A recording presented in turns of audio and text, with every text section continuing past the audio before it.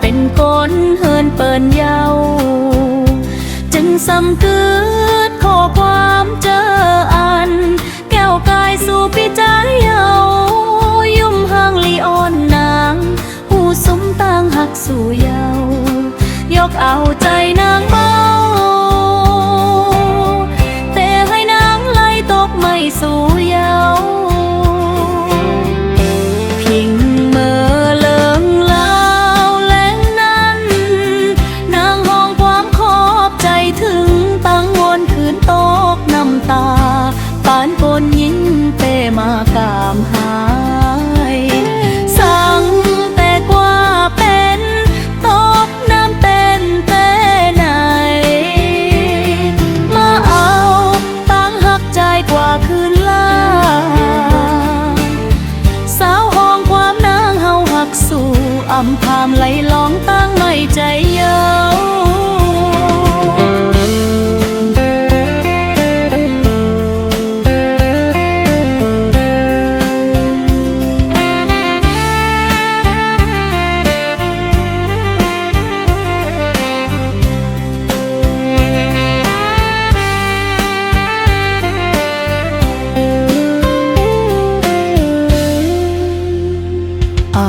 หึงสู่ใจปอเตกว่าเป็นคนเฮินเปิ่นเยาจึงสำกึดข้อความเจออันแก้วกายสู่ปีใจเยายุ่มห่างลีอ่อนนางผู้สุมต่างหักสู่ยาวยอกเอาใจนางมาแต่ให้นางไล่ตกไม่สู่เยา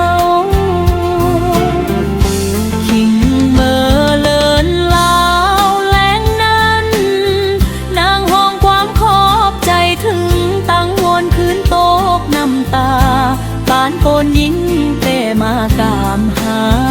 ยสั่งแต่กว่าเป็นเปิ้นเฮินเปิ้นเป้ไหน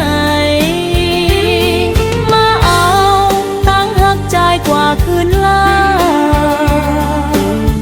สาวห้องความนางเฮาหักสู่อำคามไหลลองตั้งไม่ใจเยา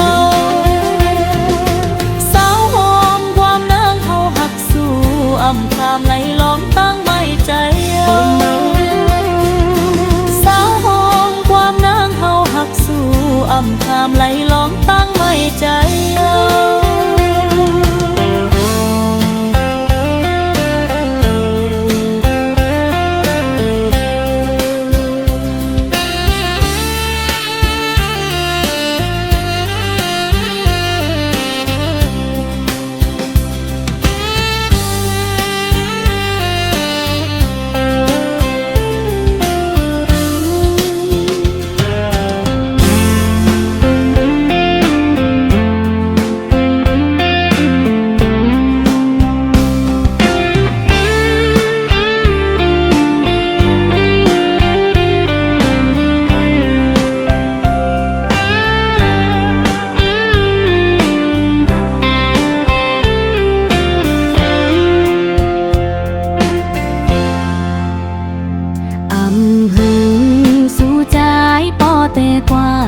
เป็นคนเฮินเปิ่นเยา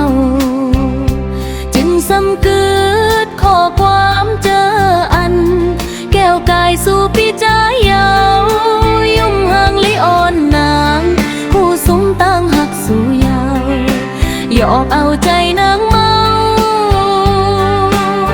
แต่นางไล่ตกไม่สู่เยาคิงเมื่อเลินลาวแลงนั้นนางห้องความขอบใจถึงตั้งวนคืนตกน้ำตาปานโกนยิงเปมากามหายสั่งแต่กว่าเป็นคนเฮินเปิ้นเฮ